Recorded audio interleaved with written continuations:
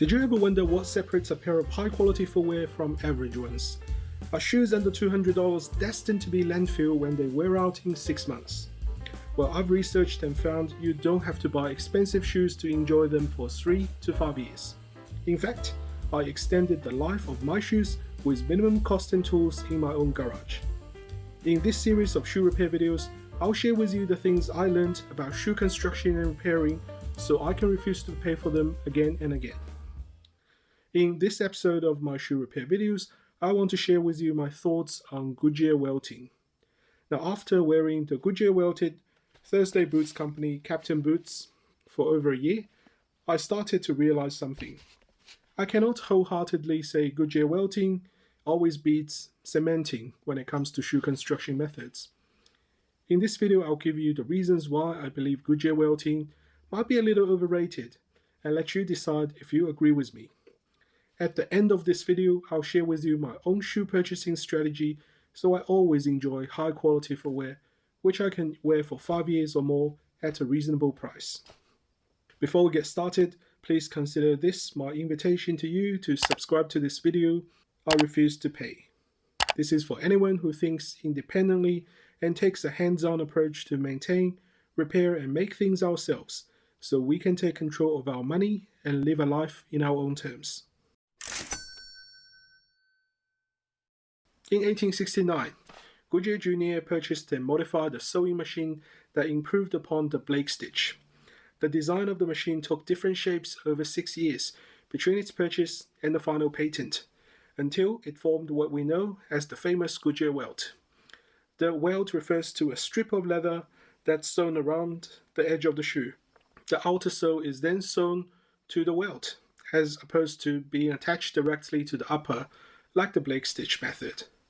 The cavity created by the welt between the insole and the outsole is filled with cork, a natural product which provides insulation, protection and comfort.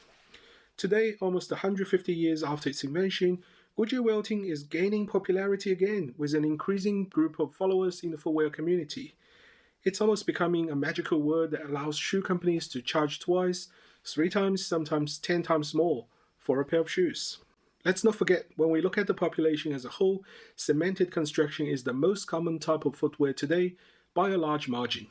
In fact, more than 75% of people are wearing cemented shoes. Cementing is the simplest shoe construction method that almost destroyed the traditional Goodyear welted method, thanks to the development of chemical science providing high-quality cement compounds. After the upper of the sole is lasted, a thick layer of glue is added to the bottom and the outsole is attached. As simple as that. Unlike other types of constructions, the material used as outsoles are almost limitless. EVA foam, rubber, leather, and more are all commonly used as outsoles. Leather, sweat, knit, mesh are all those materials that can be used as upper. Despite being labeled as cheap, mass-produced, and indifferent, cement construction actually has a lot going for it that beats Goodyear welting by a large margin. The most obvious disadvantage of Goodyear welting is the cost. This is because cheap things sell. I guess you can blame the fast fashion industry, the sweat factories, modern slavery, and the decline of the middle class. When making a shoe, there's no quicker way of connecting an upper with an outsole than a layer of glue. A $20 welt might not be much on a $500 pair of Aldens, but it's a lot on a $50 pair of shoes. Thankfully, these cost savings are now often seen by consumers. Many people, including myself, are fascinated by the heritage. Paying for a pair of Goodyear welted shoe is almost like owning a piece of Industrial Revolution history. However, the same story is used by the marketing department of shoe companies to inflate the prices and profit from nostalgia. Despite the stacked leather, cork and welt in Goodyear welting, it's actually cemented construction shoes that are the most comfortable out of the box. In fact, in almost every case, the shoe soles in this style of construction are so flexible it has zero breaking at all. This is one of the reasons why Air Jordan actually moved from stitch soles to fully cemented while Jordan was playing.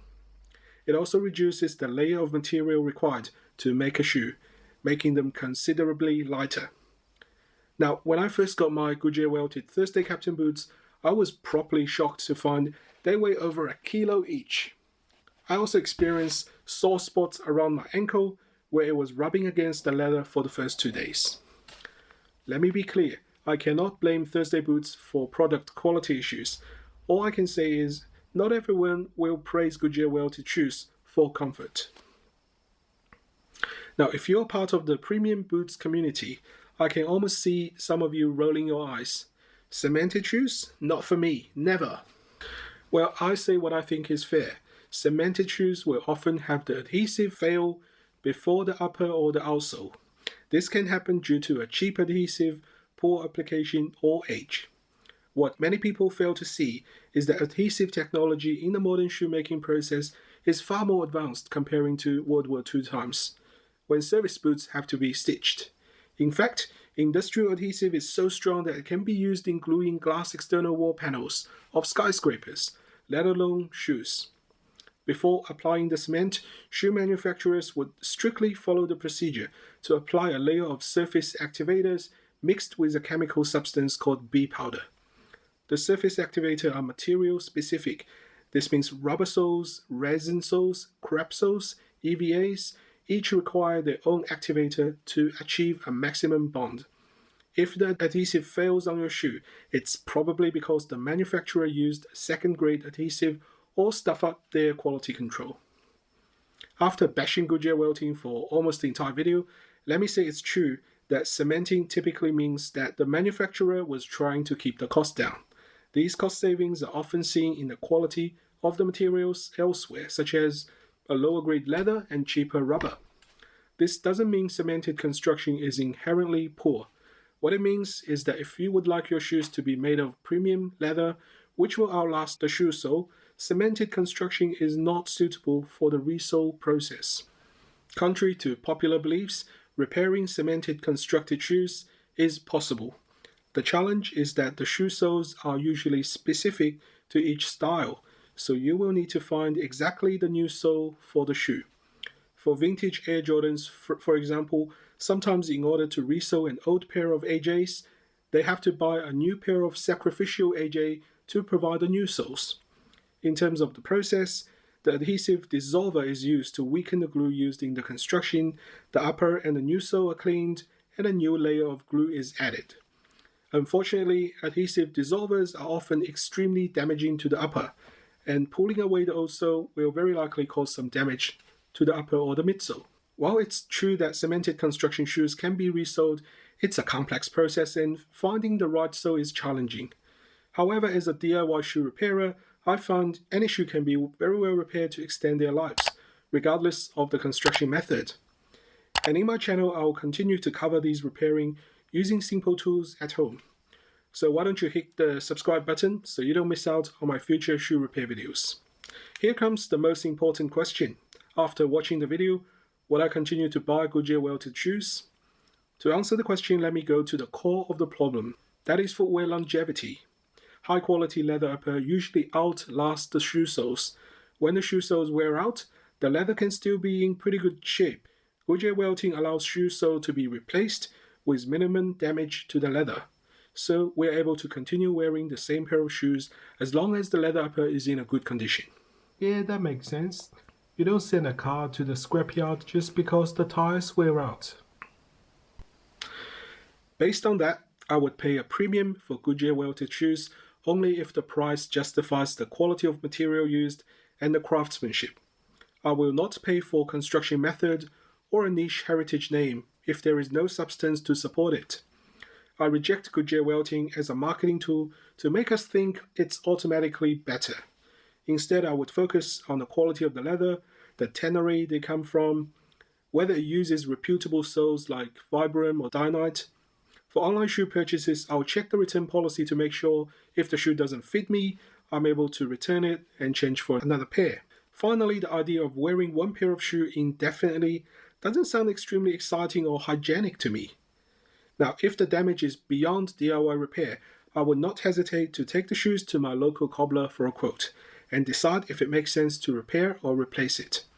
By that time, I won't have the guilty feeling of damaging the environment, knowing I have tried everything I can to extend its life already. So there it is. This is my answer to Goodyear Welting.